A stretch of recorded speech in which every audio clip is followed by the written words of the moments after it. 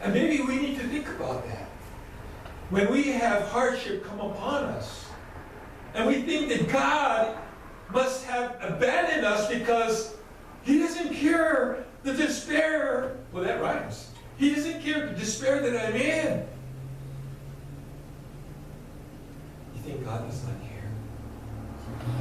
But you see, God, who's infinite, can see the beginning of the story, and He sees the end of the story and everything in between. God causes all things to work together for good to everybody, right? How many of you say yes? Yes. No. You have to read all of the story, right? To those who love Him, to those who are called according to His purpose.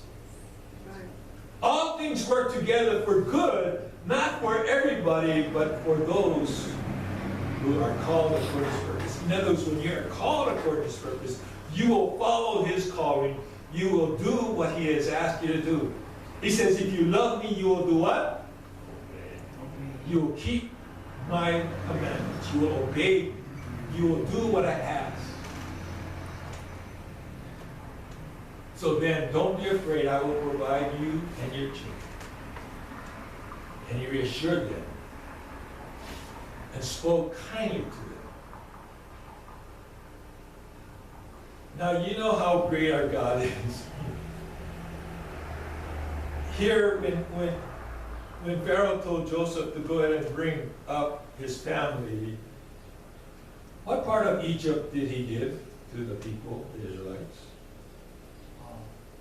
It was the best in the land. That's how God takes care of His people. He gives them the best. And yet, even though they have the best, they complain. And their best is not good enough for me, so I'm going to go search for something else. And that's what's happening to Christians today, is they have abandoned God because God's best is not good enough for them. And they go searching for something more that they feel that is going to fulfill them. They chase after jobs, the high-paying jobs, or the woman that they think is going to please them.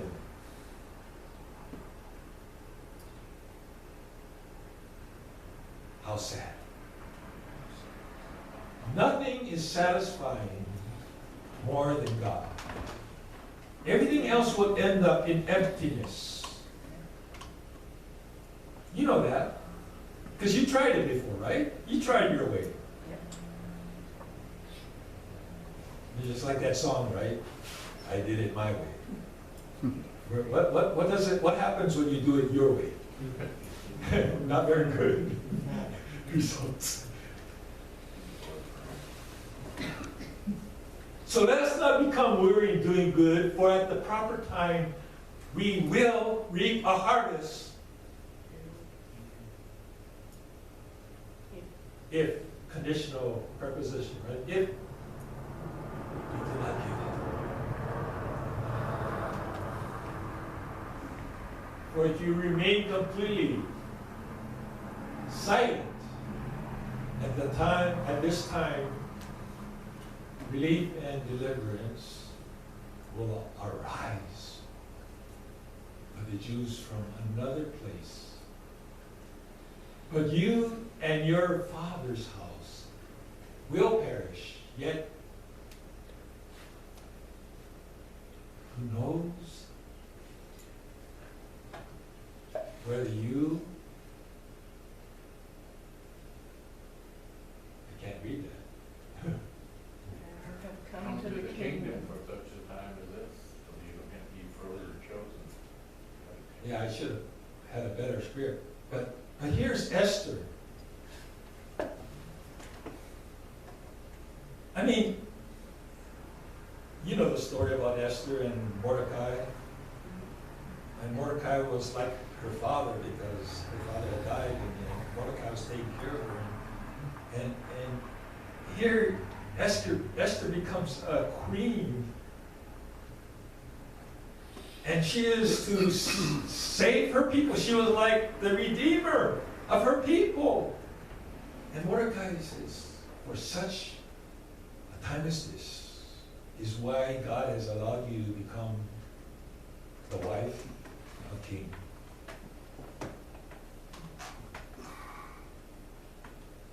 How many times we miss on the opportunity to make a difference in this world?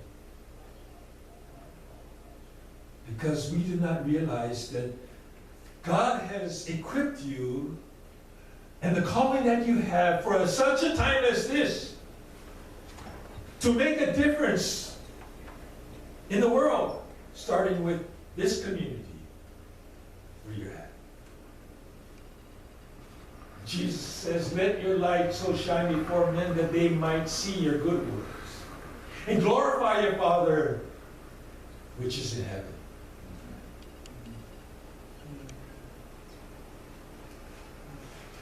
When I think about my life, I think about how much I complain about God. What am I doing here in the midst of Nebraska? Why did you send me here? All I want to do is serve you. Why? Why? Why? How many of you have ever asked that question? Why people? Sure. Why, God, have you allowed me to experience this hardship?